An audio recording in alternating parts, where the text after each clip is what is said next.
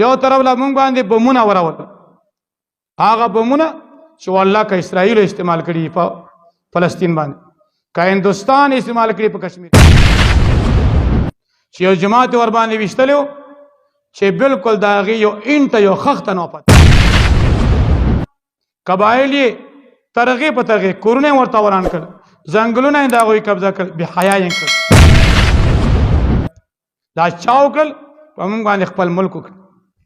د ډالرو دپاره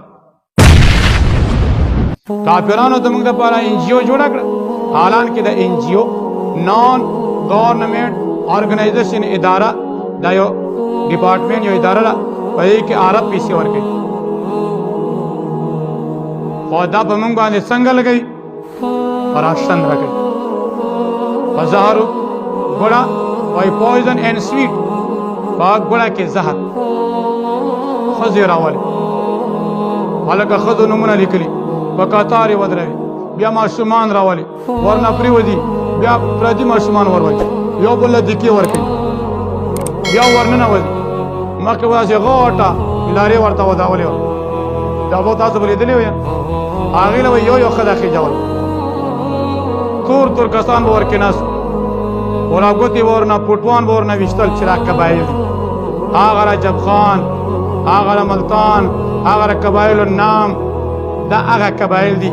چې د 3000 2000 دپاره خپله محترمه موږ له راپرېږدي یقینا دا تاله یې داسې نه لري دومره ښه خل نه لري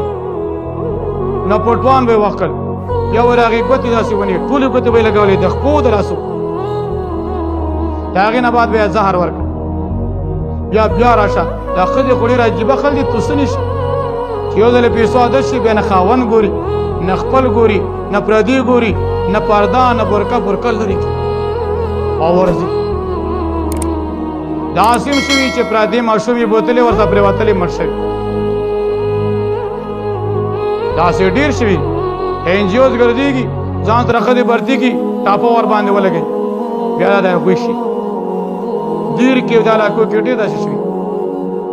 پر یې کورونو کې به راغلې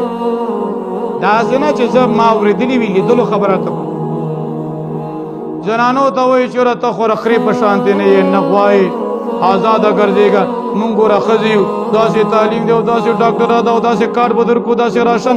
او داسې سکولونه دي ټیکنیکل دی په هغې کې مشینونه زده کېږي نه د جینکې به د ځان څه بوتلي د دې علاقو نه بوتلي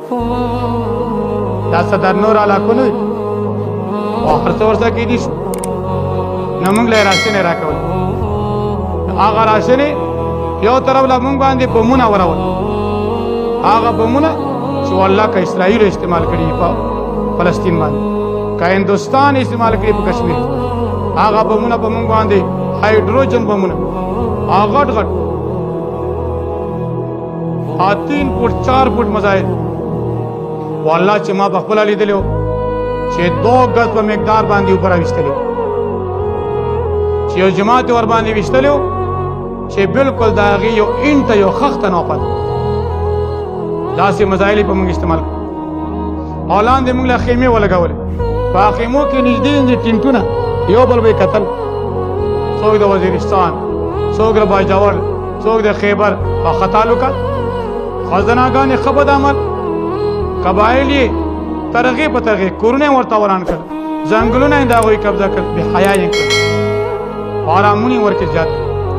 دا چا وکړل په موږ باندې خپل ملک وکړ د ډالرو دپاره